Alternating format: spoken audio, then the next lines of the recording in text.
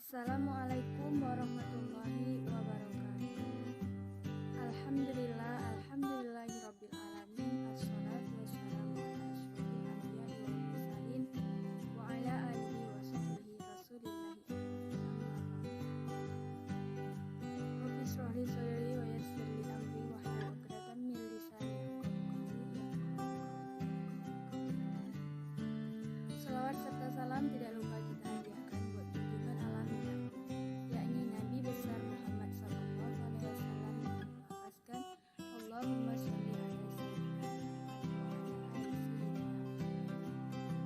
Baiklah, di sini saya dari kelompok 10 atas nama Radia dan rekan saya Nirma Sofina akan menjelaskan tentang hasil diskusi kami mengenai prinsip-prinsip disiplin kelas, yang mana dalam mata kuliah manajemen kelas yang diampu oleh Ibu Ade Isma. Di dalam prinsip-prinsip disiplin kelas yang akan kami bahas ada dua pembahasan. Yang pertama, pengertian disiplin kelas. Yang kedua, pembinaan sikap dan perilaku pada level sekolah. Disiplin bagi peserta didik adalah hal yang rumit dipelajari, sebab disiplin merupakan hal yang dikompleks dan banyak kaitannya terkait antara pengetahuan, sikap, dan juga perilaku. Kebenaran, kejujuran, tanggung jawab, kebebasan, rasa kasih sayang, tolong menolong, dan sebagainya adalah beberapa aturan disiplin kemasyarakatan yang harus dipelajari atau diketahui dan ditegakkan oleh para siswa. Apa sih itu disiplin? Kata disiplin berasal dari bahasa Latin yaitu disciplina, yang menunjukkan kepada belajar dan mengajar. Kata ini berasosiasi sangat dekat dengan istilah disiple, yang berarti mengikuti orang belajar di bawah pengawasan seorang pemimpin. Di dalam pembicaraan disiplin dikenal dua istilah yang pengertiannya hampir sama, tetapi terbentuknya satu sama lain merupakan urutan. Kedua istilah itu adalah disiplin dan ketertiban. Ada juga yang menggunakan istilah siasat dan ketertiban. Di antara kedua istilah tersebut terlebih dahulu terbentuk pengertian ketertiban, baru kemudian pengertian disiplin. Disiplin adalah proses atau hasil pengarahan atau pengendalian keinginan, dorongan atau kepentingan guna mencapai maksud atau untuk mencapai tindakan yang lebih efektif. Mencari tindakan terpilih dengan ulet, aktif, dan diarahkan sendiri. Meskipun menghadapi rintangan, pengendalian perilaku secara langsung dan otoriter dengan hukuman atau hadiah. Pengekangan dorongan dengan cara yang tak nyaman dan bahkan menyakitkan.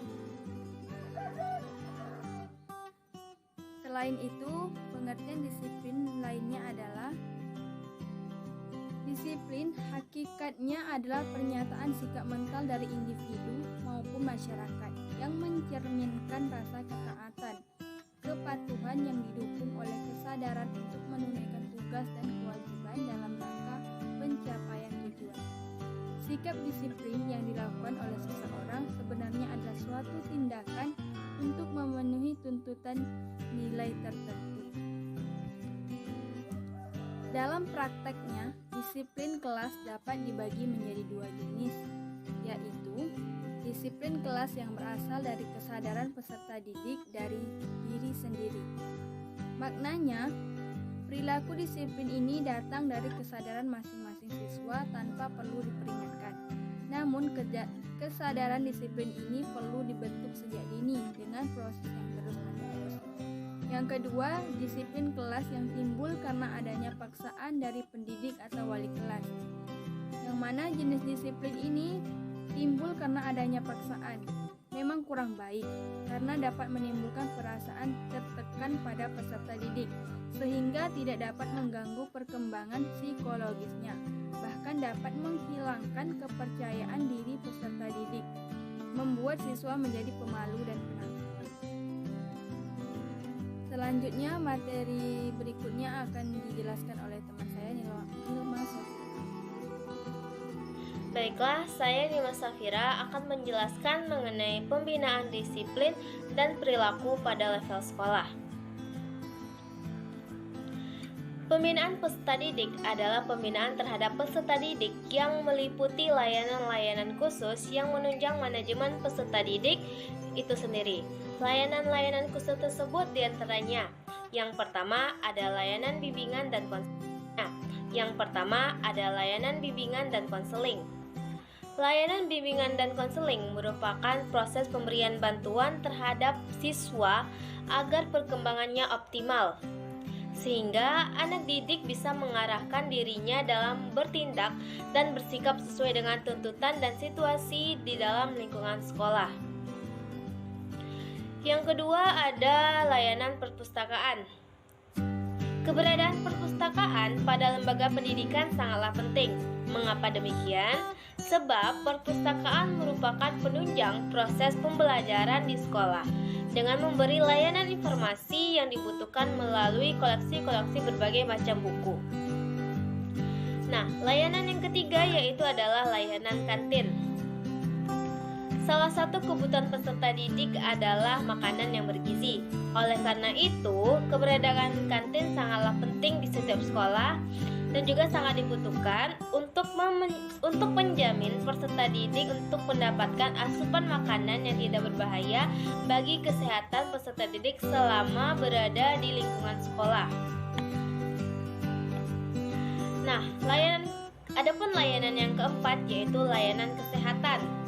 Layanan kesehatan di sekolah biasanya itu dibentuk dalam wadah yang diberi nama usaha kesehatan sekolah atau yang disingkat dengan UKS. Sasaran utama UKS ini adalah untuk meningkatkan dan membina kesehatan siswa dan lingkungan di sekitarnya. Nah, selanjutnya layanan yang kelima yaitu adalah layanan transportasi. Layanan ini biasanya hanya diperlukan pada jenjang pendidikan prasekolah seperti PAUD atau TK dan jenjang pendidikan sekolah dasar seperti SD untuk menunjang kelancaran proses pembelajaran. Layanan yang keenam yaitu layanan asrama. Bagi beberapa peserta didik, layanan asrama sangatlah berguna bagi peserta didik tersebut, khususnya peserta didik yang berada di lokasi tempat tinggalnya yang sangat jauh dari lembaga pendidikan tersebut. Biasanya, lembaga pendidikan yang menyediakan asrama ini adalah tingkat sekolah menengah ataupun perguruan tinggi. Nah, itu tadi adalah beberapa layanan-layanan dalam pembinaan disiplin bagi peserta didik. Nah, sebuah sekolah dalam upaya menciptakan disiplin tentu akan berusaha dan melibatkan berbagai unsur atau pihak. Misalnya, guru dalam memberdayakan semua kebijakan, usaha mengidentifikasi secara jelas sebab-sebab siswa berperilaku menyimpang, bekerjasama dengan erat dengan orang tua dan para pembina atau pendamping sekolah. Sekolah juga dapat mengurangi problema timbulnya gangguan disiplin dengan cara menjalin hubungan baik dan kerjasama dengan komunitas-komunitas lingkungan yang berada di sekitar sekolah ataupun bekerjasama dengan aparat keamanan lingkungan. Baiklah, sekian penjelasan dari kami. Lebih dan kurang kami mohon maaf. Saya akhiri, wabillahi taufiq wal hidayah. Assalamualaikum warahmatullahi wabarakatuh.